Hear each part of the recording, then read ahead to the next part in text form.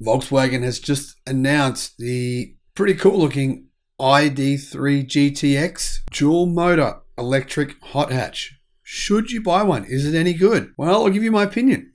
Hello, my friends. Welcome to the channel. I am the Electric Viking. Great to see you. Thank you for subscribing. Welcome to all the new subscribers. Welcome back, everyone else. Big thank you to our Patreon supporters. You make this channel possible. Really appreciate what you do. Volkswagen is putting in a lot of effort to ramp up production of its electric cars. Personally, I don't think enough in order not to lose a lot of market share. Yeah, it's losing a lot of market share right now.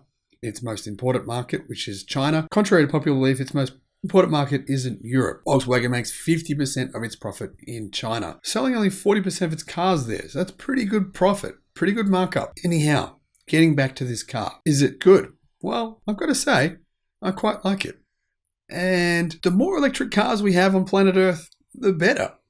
So, Volkswagen is getting ready to give its successful ID3 electric hatchback a mid-life cycle refresh. But this facelift is going to bring a lot more than just a nip and tuck. According to a new report, Volkswagen will introduce the much anticipated GTX dual motor all-wheel drive performance version. I actually made a video about this car, I believe around 6 months ago, and I haven't heard anything since from Volkswagen, but now we know some more information. We don't know when the car's coming out, but it's believed it's going to be early next year. The ID3 was introduced in 2019, so it would already be a 4-year-old model by the time that this new version came out in early 2023. Makes sense, right? Auto Express quotes Volkswagen spokesperson Martin Hube, who at the launch of the ID5 was asked specifically about the ID3 GTX, and this is what he said. Of course, the project is progressing. ID3 facelift, we will get some very interesting detail, and of course, we are convinced that customers' expectations for a bit more power for all-wheel drive is there, and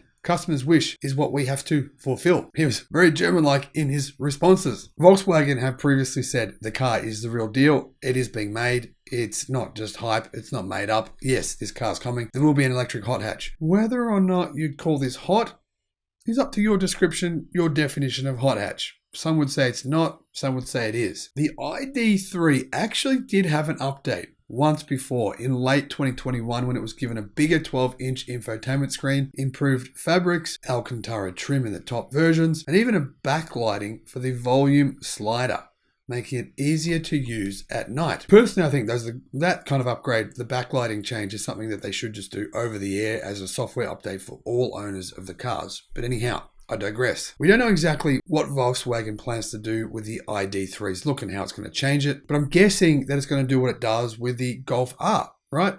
And the Golf GDI, which are pretty much direct competitors for this car. Well, the Golf R is not. The Golf R makes this thing look slow. The GDI is more of a competitor for this car.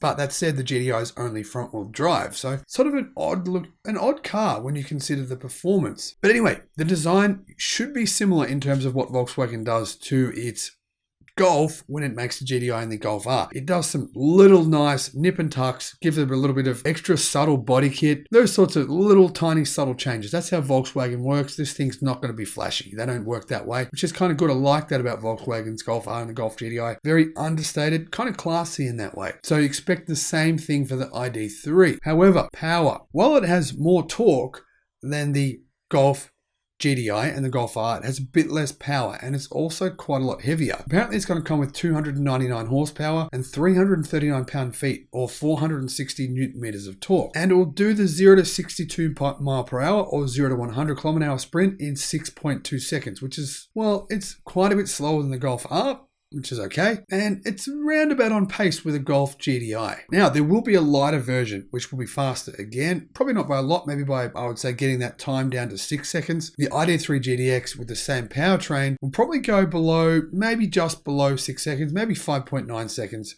from 0 to 62 miles an hour. So in my view, this is great news because right now Volkswagen don't have an alternative for people who don't want the boring versions of their cars. They're not really all that exciting. Volkswagen doesn't make any fast cars at all. In electric vehicles, they're all pretty slow. They're all like 7.5 to 8 to 9 seconds, 0 to 62 or 0 to 100 kilometers an hour, which for a lot of people is not enough, which I understand that. I'm not saying that you have to buy a slower version if that's the kind of car you don't want. Fair enough if you want to wait for your kind of car. Some people prefer that extra power. They are heavy cars. So being able to get a heavy car out in traffic, merge in freeway traffic, like that kind of thing. If you've got the version that does 0 to 62 miles per hour in 9 seconds, and you fill that thing up with, say, 3 other people in the car, put some luggage in the back, it's going to be pretty slow. And I can understand why people want something quicker. So this is really good because it's going to give people that option, getting a hot hatch, having something exciting. Personally, I would like to see Volkswagen up those power figures a bit more, but at least there'll be an alternative for people who want to buy a Golf GTI. So what's the price going to be? Well, I've heard rumors, right? The rumors coming out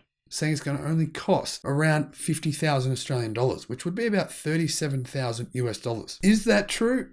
I don't know. They're just the rumors I'm hearing. We're yet to see. We haven't even seen the car yet. So I don't know how these rumors could even be out. But I'm just hearing these rumors around. I've seen them on car forums. Who knows? Could be entirely wrong. Is this car coming to the US? Well, in the US, you guys don't really like hatchbacks. Yes, you do have the GTI and the Golf R currently on sale in America, but they've scrapped every other Golf model because no one was buying them. And hardly anyone buys a Golf GTI and Golf R in the US as well anyway now. They're very, very niche models. Highly unlikely you're going to see these cars in the United States. I could be wrong. Hopefully I am wrong. Hopefully Volkswagen goes, you know what? US buyers, you deserve a chance at this. Do I think we're going to see them here in Australia? Definitely. 100%. Next year? No. 2024? Probably yes. But, big but here. Where else are we going to see them? Europe. These are going to be very popular in Europe. These are the kind of cars people love in Europe. But another big country where I can see a lot of these selling would be the UK. People love the Golf in the UK. Absolutely love it. They'll love a performance version of an electric car about that size. ID3 GDX.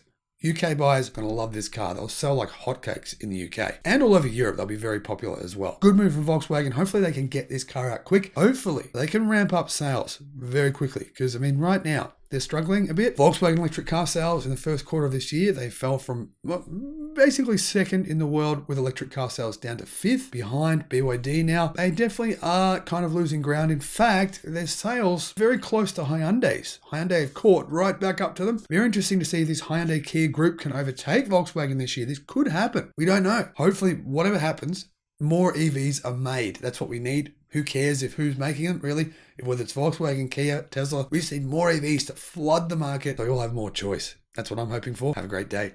Bye-bye.